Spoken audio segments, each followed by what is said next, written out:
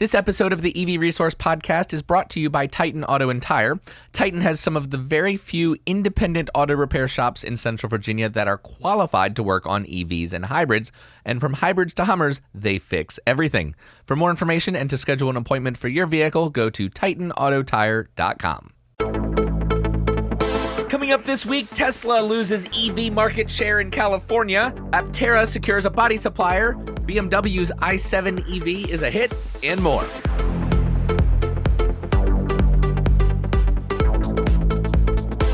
Well, hello, friends, and welcome to episode 128 of the EV Resource Podcast. I'm Zach Hurst, and each week I bring you the latest EV news, information, and interviews with industry experts. I am really excited to share the EV news with you this week, and as usual, there was plenty to pick from. This episode, I picked some news stories that should get you thinking, things that will make you go, But before we get to all of that, I want to thank John Hurst for upping his support on Patreon. In fact, he's doubled it. So thank you, John. As always, I am humbled and appreciate all the support from everybody that has chosen to do so on Patreon. And if you're curious about how to support the show, I'll have more on Patreon and everything else at the end of the podcast episode. So with that, let's get to the news. First up is a story that has been a long time coming. Tesla's market share for electric vehicles is dropping as competitors begin to offer more EVs of their own. And before getting into the details on this one, I'll save you a little bit of time if you feel like skipping ahead. The next news story starts at 3 minutes and 24 seconds. News agencies are reporting that Tesla's California EV market share is slipping, which is no surprise and really has to happen. Let's think of it this way. If Tesla sells the majority of EVs, let's say around 80% a few years ago, unless they make exponentially more EVs, even while selling more than they did before, they're still going to lose EV market share. The number I'm more interested in would be how many EVs are Tesla selling in California, and that number should go up as more people are switching from gas to electric. And the important number, what is Tesla's market share among all vehicles, regardless of how they're powered? As competitors make more EVs, Tesla's market share can only drop in the EV segment. So let's look at the actual numbers reported by Reuters. They say in 2020, Tesla's EV market share was 79% and has now dropped to 73% this year, its lowest level since 2018. But as I mentioned, what's the number that really matters? Overall market share. The leader in California as of Q4 of 2021 is Toyota with 17.9% of the overall market. But who is number two? Tesla with 10.7% overall market share. And that number has been steadily rising as they currently have the number one and number two best-selling vehicles in the state, the Model Y in first place, followed very closely by the Model 3. So am I surprised that their EV market share is dropping? No. Does it really matter? Well, to some people maybe, but to me, again, no. Next, Tesla has found a way to take market share away from its competitors in the Chinese market with price cuts. Last month, Tesla announced some significant price cuts for the Model 3 and Model Y in China. This was important news for Tesla since there have been early signs of a demand slowdown for the automaker, including much shorter delivery times. It's the first time Tesla has actually pulled a demand lever since those signs of demand slowing down appeared. The move was also significant since Tesla only cuts prices in China, which is an extremely important market for electric vehicle sales. China's Passenger Car Association released the country's vehicle output for October 2022 and confirmed that Tesla's output out of Gigafactory Shanghai was 71,704 cars, down from 83,000 in September. However, month to month is not really the best way to look at Tesla's output in China, which can always be a bit cyclical. Normally, you are better off comparing it to the same month in the previous quarter, and that was July of 2022, which was horrible for Tesla at only 28,000 units due to its factory shutdown. The price cuts were also too recent to have an impact on deliveries, but according to Citibank analyst Jeff Chung, the price cuts are having an impact on demand. In a Thursday report, Chung said that they have checked with dealerships and they believe that Tesla's price cuts have led to, quote, significant order cancellations, with competitors saying, quote, we sense Tesla's recent price cut strategy has created a negative spillover effect where a lot of China EV brands' ordered backlog have suffered significant order cancellations according to our own dealership channel checks, end quote. And he didn't outright name the brands, but companies like NIO, XPeng, and BYD are seen as Tesla's biggest direct competitors in China. Other automakers should seriously worry about Tesla's ability to seemingly dominate on a whim. And one of the biggest reasons for this, at least from where I'm sitting, is that Tesla has industry-leading profit margins per vehicle, and when they want to or need to, they can cut prices and see demand skyrocket. Other automakers are struggling to build strong profit margins into their EVs, and they don't have that option. Next, Ford dealerships are pushing back against the company's decision to split the company into separate businesses, one for their EVs and one for everything else. Dealers are being given little choice about the future of their vehicle offerings.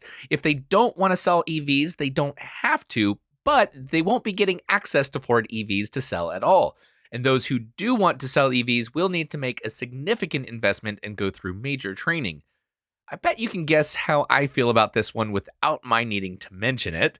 But now, dealer associations in 13 states are pushing back, saying that the company's mandates are an unfair burden on the network of Ford dealerships and that the costs associated with the needed changes are, quote, too high, end quote, and violate franchise laws. Officials from select states have voiced their concerns to the automaker, claiming that the 25 EV per year sales cap for lower tier EV dealers in particular is illegal. According to executives from the Southern Automotive Trade Association, the program, quote, fails to make all vehicle models available to dealers on comparable terms and fails to allocate equitable quantities of EVs to Ford franchised dealers relative to their assigned market areas. Meanwhile, Ford says that the response to its plan has been positive overall and also reiterated that it doesn't violate any laws. A Ford spokesman in a statement said, quote, the Model E electric vehicle program was designed to deliver an unparalleled purchase, service, and ownership experience for customers. Ford engaged with and listened to around 400 dealers in developing the program, which provides flexibility both in terms of enrollment level and timing, end quote. So really, this seems like it's just a few dealerships that are choosing to complain because they don't feel like it's fair. And regardless of whether they think it's fair or not, it looks like Ford is going to continue to move forward with its plans, which personally I support. I think it was a good idea to separate the EV and the ICE business, kind of make EVs their own thing, and really focus on the customer experience from beginning to end. Ordering, delivery, service, all of it. It's all about the customer and what customers want best. And obviously, companies like Tesla and Rivian and Lucid are showing that you don't need dealerships in order to be successful. Ford is paying attention, and they're making the moves that certainly are going to position them well in the future. Now, if you are a new startup company that is working out arrangements and parts deals with suppliers, one of the most important strategic partnerships to lock up would be for your vehicle body and chassis, right? Well, of course. And Aptera has announced that they have signed an agreement with CPC Group out of Italy to produce its specialized composite bodies. Unlike most cars that use metal, typically iron, steel, or sometimes aluminum, for their chassis and body panels, Aptera has chosen to go with a lightweight yet very strong composite that is safe, sustainable, and recyclable.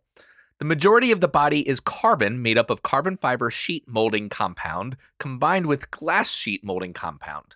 According to Franco Lorio, CEO of CPC, he said, quote, Aptera represents a shift away from conventional thinking of the past.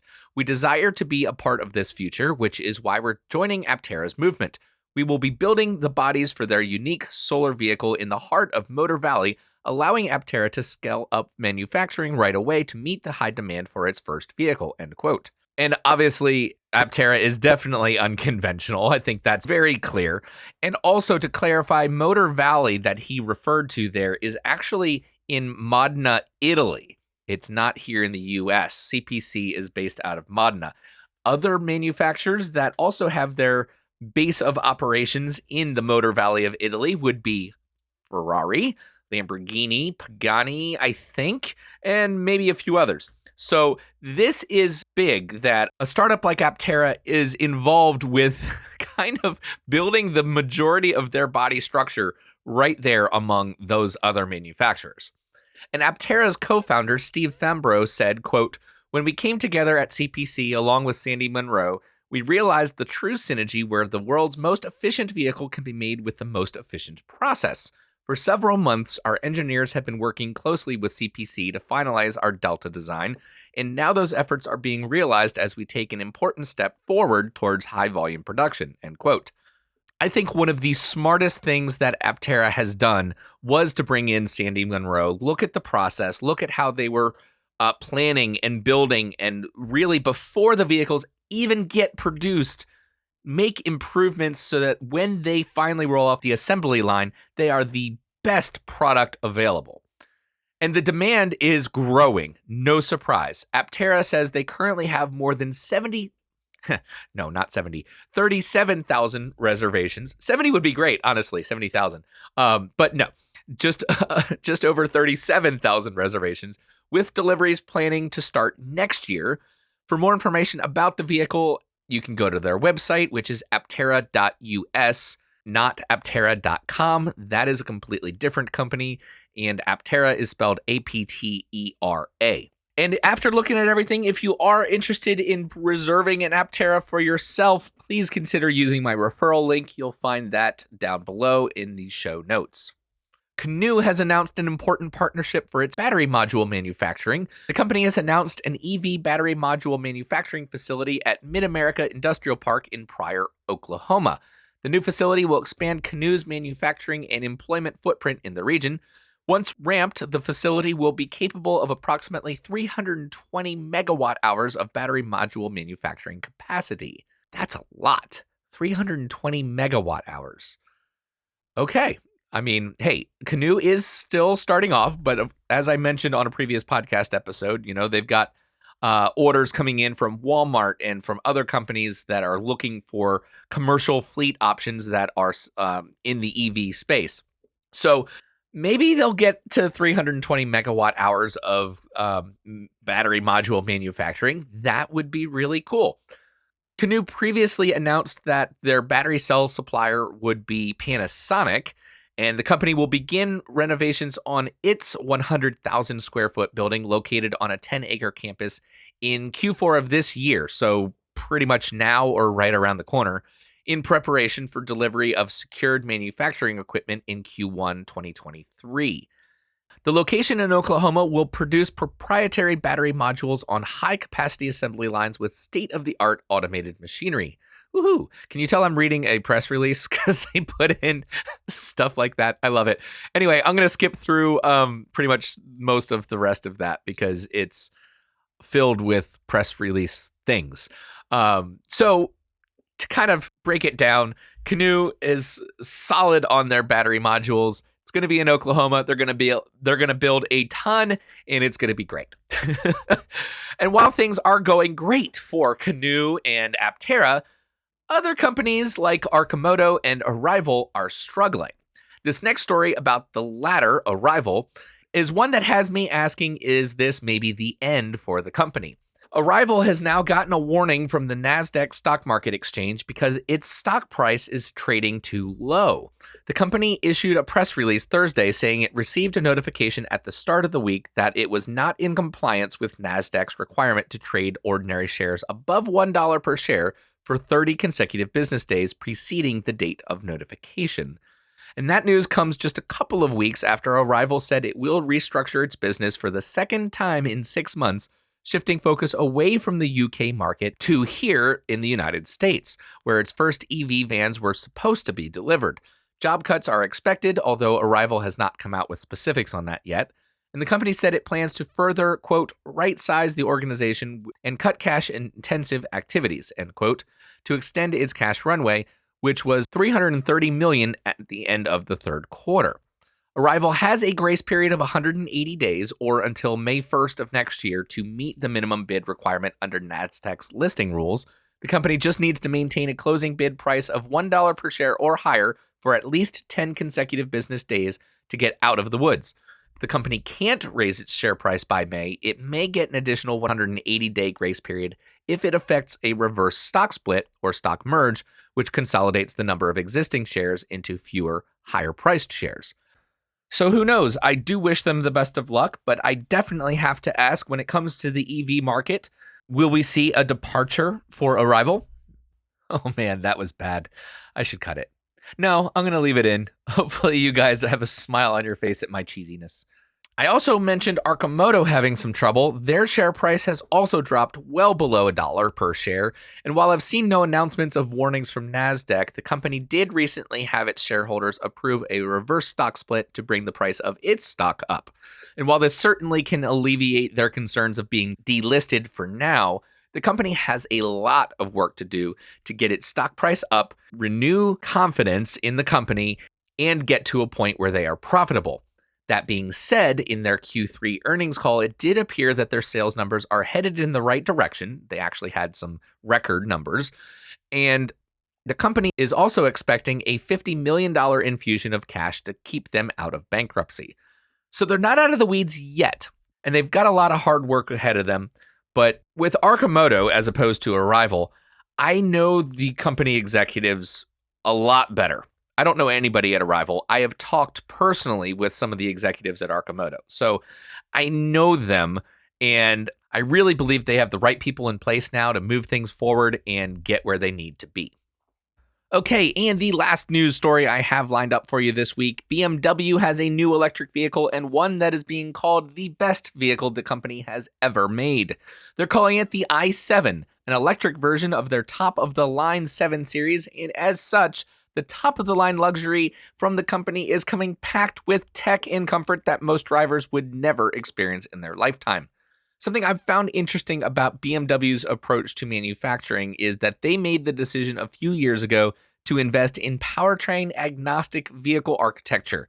So the new 7 Series will be available with an internal combustion engine, as a plug-in hybrid, and as a fully battery electric version.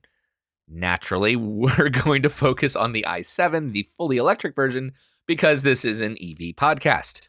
And the i7 has full feature parity with its petrol-powered partner, including a new advanced driver assistance system that lets you cruise hands-free on pre-mapped divided lane highways, and has a huge curved theater display for lucky rear seat passengers. BMW has even managed to make the car fun to drive, which honestly, it's an EV, so naturally it's going to be much more fun to drive than the internal combustion engine partners. The electric powertrain tech in the i7 is now somewhat familiar. It's BMW's 5th generation EV powertrain, and it debuted in last year's i4 sedan and iX SUV. There's just a single trim level on sale for now with the i7 for $119,300. It's the xDrive 60. The vehicle uses a 255 horsepower, 296 pound-feet of torque front motor and a 308 horsepower, 280 pound-feet of torque rear motor. So the combined total output is 536 horsepower and 549 pound-feet of torque. The battery pack has a usable 101.7 kilowatt hours out of a total capacity of 105.7 kilowatt hours. And I gotta point out, that is a very, very small margin that they are not allowing us to use, which we have not seen in other manufacturers. So to me, that communicates that BMW is very confident about their battery tech, how it works, and what to expect from it going into the future, which is good stuff. Its official EPA range is 318 miles on the smaller 19-inch wheels and 308 miles when clad with the 21-inch wheels. I'm not sure if I mentioned it before on the podcast, but the larger the wheel, usually the worse aerodynamics, therefore the less range. And speaking of aerodynamics, the BMW i7 does have a coefficient of drag of just 0.24, which a decade ago, you wouldn't have heard any car just about having that. So that's pretty impressive. It's not quite as low as the EQS sedan from Mercedes, which has a coefficient of drag of 0.2, or the Tesla Model S, which is right there at 0.2 as well. But the BMW has a slightly smaller frontal area than both of those cars. Drag reduction and airflow control explain a number of the i7's styling. Air curtains shape the flow around the front of the car and past the wheels, and an entirely flat underbody, which is normal on EVs, helps the air on its path underneath the car. At the rear, there are little edges that emerge from parts of the light cluster to reduce drag. As this translates to passengers and the driver while driving, better aerodynamics mean less wind noise, and obviously, if you want luxury, that is the way to go. The i7 also features cashmere fabric instead of leather, and both front and rear seats are enormously adjustable and will heat, cool, and massage you. I have never had a car that massaged my back while I was driving, and honestly, that sounds pretty good. But honestly, I wouldn't want to drive the i7. And I know that sounds weird coming from me because I love driving, but the rear seat is where you really want to be in this car. There is a big 31.3-inch 8K touchscreen display that folds down from the roof with Amazon's Fire TV that's integrated into it, and it can display content from HDMI sources. So you could hook up, and I know people don't have like DVD players anymore, but you could hook up a DVD player. You could hook up a PlayStation or an Xbox or whatever you want, even a Roku probably. And as long as you had internet access, you could stream whatever you wanted on this massive screen in the back seat. And that's just awesome. You can put on some headphones, a pair of headphones, so one for each backseat passenger. But then there's also some optional in-seat bass drivers, or we'll call them BAS, big speakers. If I'm going to watch a movie, I want to feel the sound as much as I can hear it. So that is really, really cool. So if you want a really cool car with lots of stuff for less than 120 grand, then you should definitely check out the BMW i7 and make sure that you find somebody to drive it for you so you can enjoy the literal rolling theater in the backseat. That's all for the news this week, but stick around, there's more to come, including the answer to last week's question of the week. Last week, we talked about Honda and the idea of adding a manual transmission or even simulated manual transmission to their future EVs to give them an edgy feel. I asked you all if you thought Honda should explore the idea, and the answer was an unsurprising, resounding no. Andy Cooper said, quote, "Make some EVs first, then worry about the frivolous things. This kind of thing is not going to be a differentiator," end quote. And Andy, I completely agree with you. Honda needs to actually just get an EV built here for North America.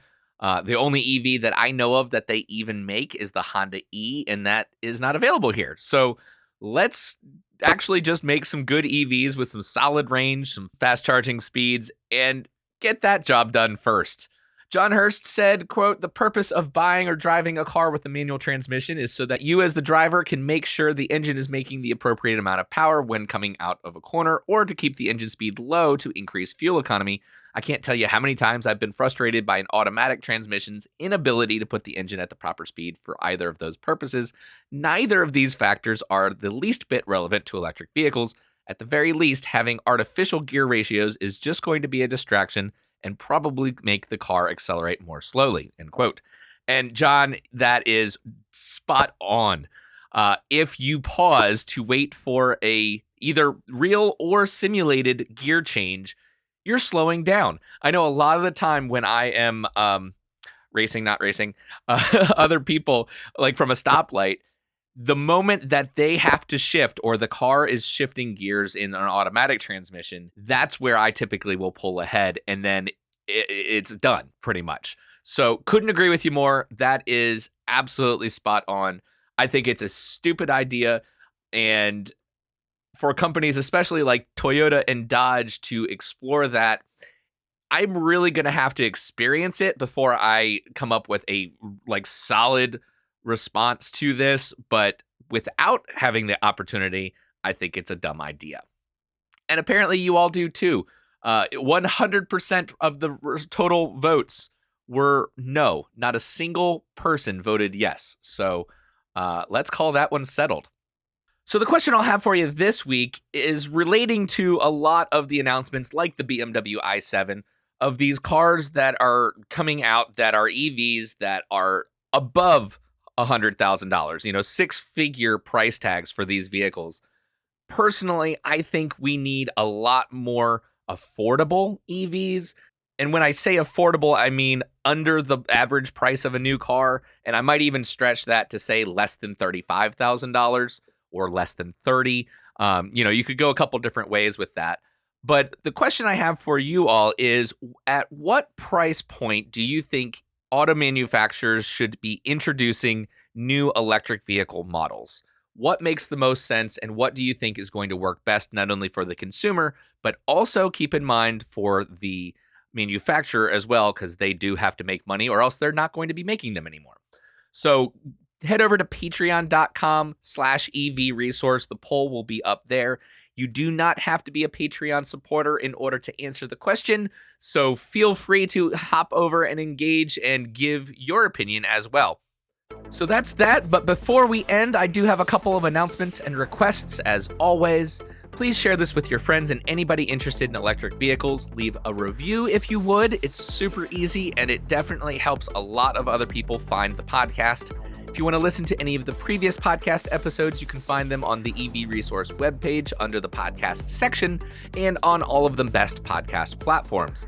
If you're looking for more EV Resource content, I encourage you to subscribe to the YouTube channel as well as sign up for the monthly EV Resource magazine. And if you're on social media, you can find EV Resource there: Facebook, Instagram, Twitter, and LinkedIn. We're all over, and I love hearing what you guys think about the stuff we're putting up there in terms of the latest EV news. I want to thank our Patreon supporters, Rajeev Narayan at the director tier, Christopher Lawrence and Andy Cooper at the executive producer tier. And if you enjoy the podcast and feel like I've earned your support, and I do stress earned, this isn't something that I expect you guys to just give away, the best way to show your support would be through Patreon. So once again, that's patreon.com/EV resource. And a lot of benefits for those that are involved. We're growing, and it's honestly really exciting to see the little community, I call it our Patreon family, growing and interacting with each other, and it's just a lot of fun. So check that out. I also invite your feedback via email to hello@ev-resource.com, and with that, I will end it. So thanks so much for being with me, and I'll catch you next time.